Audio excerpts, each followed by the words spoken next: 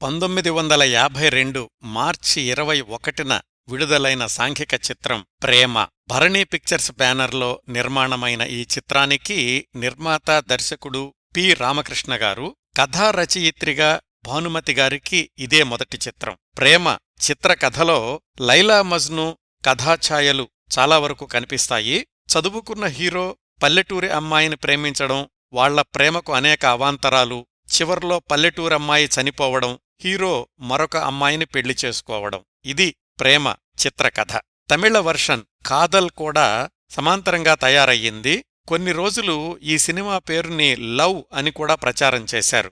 మాటలు పాటలు రాసింది కొండముది గోపాలరాయశర్మ, సంగీతం సమకూర్చింది సిఆర్ సుబ్బరామన్. ఈ సినిమాలోని పాటలు చక్కటి ప్రజాదరణ పొందాయి ఆ రోజుల్లో. ఈ చిత్రంలో హీరో అక్కినేని నాగేశ్వరరావు గారు. 1952లో ఆయన నటించిన ఒకే ఒక్క చిత్రం ఈ ప్రేమ.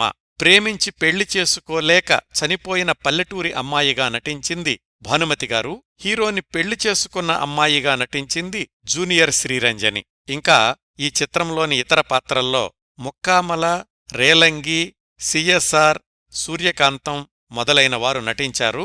ఈ చిత్రం నిర్మాతల పెట్టుబడికి సరిపడా వసూళ్లు సాధించింది.